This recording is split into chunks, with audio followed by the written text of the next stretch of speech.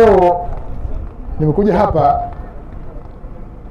kuendeleza zoezi ambalo tumelianza, zoezi maalum. Mchakato wa mazingira, mchakato wa upandaji miti ni shughuli endelevu, na ofisi ya makamu wa rais ni jambo ambalo imeendelea na itaendelea kulifanya, lakini kilicholeta hapa ni umahsusi wake unaoenda sambamba na jambo ama tukio lililopo sasa hivi. Mtakumbuka tarehe 11 mwezi huu nilizungumza na waandishi wa habari na kueleza mipango ambayo serikali kupitia ofisi ya makamu wa rais imepanga kuyatekeleza, ama programu ambazo zimepanga kuzitekeleza katika kuelekea maadhimisho ya siku ya mazingira duniani ambayo ni tarehe 5 mwezi wa 6.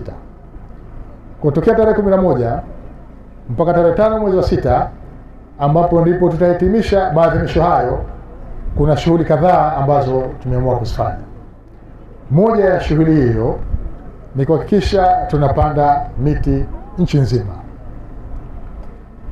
Kwa hiyo hilo ndio jambo ambalo mahsusi la ujio wa hapa leo, na kama ambavyo mnafahamu kwamba katika siku hii ya mazingira duniani ambayo kilele chake ni tarehe 5, tuna kauli mbiu ambayo tunaita dira ya mwaka 2050, tuwajibike kukijanisha Tanzania.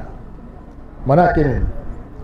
Manake kwamba maadhimisho haya yametoa kipaumbele sana katika zoezi zima la upandaji miti ambalo hatimaye linakwenda kufanya Tanzania yetu iwe ya kijani.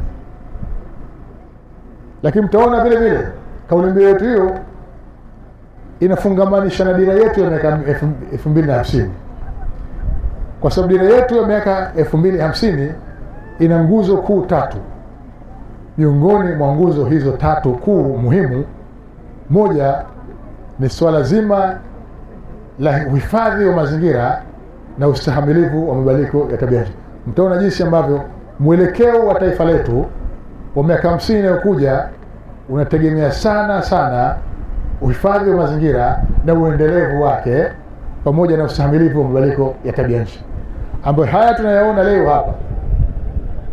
Athari hizi za mafuriko, za hali ya hewa isiyotabirika ambayo inasababisha ukame, inasababisha mafuriko na madhara mengine mengi ya maisha ya watu na uchumi wa nchi hii na kadhalika, miongoni mwa vyanzo vyake vikubwa ni mabadiliko ya tabia nchi. Mheshimiwa Waziri, wilaya ya Kilosa ina malengo ambayo imejiwekea kwa mwaka kupanda miti 1,500,000, na zoezi hilo limekuwa likifanyika katika kipindi cha kila mwaka kwa mfululizo wa miaka hii 5, na hivi ninavyotoa taarifa hii hadi kufikia April 2026, kutoka Januari mpaka April 2026, wilaya imeshapanda takriban ya miti 1,500,075, sawa na 105%.